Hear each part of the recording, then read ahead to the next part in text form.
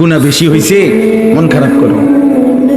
গুনাহ অনেক বেশি বাবা, বান্দা মন খারাপ করো না। আমি আছি না, আমার কাছে আইসো, গুনাহ যেই পরিমাণ হোক আমার থেকে হতাশ হইও না, আমি সব মাফ করে দেব। এইটাই এই আয়াত। কুল, হে নবী আপনি বলেন, ইয়া ইবাদিয়াল্লাযীনা আসরাফু আলা আনফুসিহিম, হে আমার বান্দারা, তোমাদের যাদের জীবন গুনায় গুনায় পূর্ণ হয়ে গেছে, জীবনের উপরে জুলুম করে ফেলেছ, গুনার সীমা অতিক্রম করে ফেলেছ, সাগরের ঢেউর চাইতে গুনাহ বেশি, পাহাড়ের উচ্চতার চাইতে গুনাহ বেশি, আসমানের কাছে গুনাহ পৌঁছে গেছে। আল্লাহ বলেন, লা তাকনাতু মির রাহমাতিল্লাহ, আমি আল্লাহর রহমত থেকে নিরাশ হইও না। ইন্নাল্লাহা ইয়াগফিরুয যুনুবা জামিআ, নিশ্চয়ই তোমার আল্লাহ সব গুনাহ মাফ করে দিবে। ইন্নাহু হুয়াল গফুরুর রহিম, নিশ্চয়ই আল্লাহ ক্ষমাশীল দয়াবান। তাহলে কে মাফ করবে?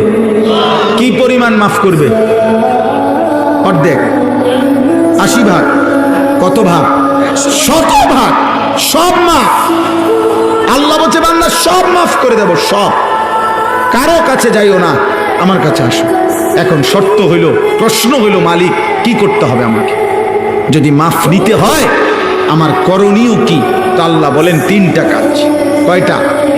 1, ওয়া আনিবু ইলা রাব্বিকুম, তোমরা তোমাদের রব আল্লাহর নিকটে তওবা করো। কি করো?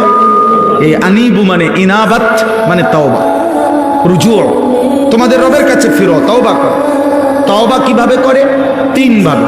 কয়ভাবে? 1, আপনি এই 3 জিনিস একসাথে করলে তওবা হয়, মনে রাখবেন। 1 নাম্বার, কলিজা দিয়া, দিল থেকে।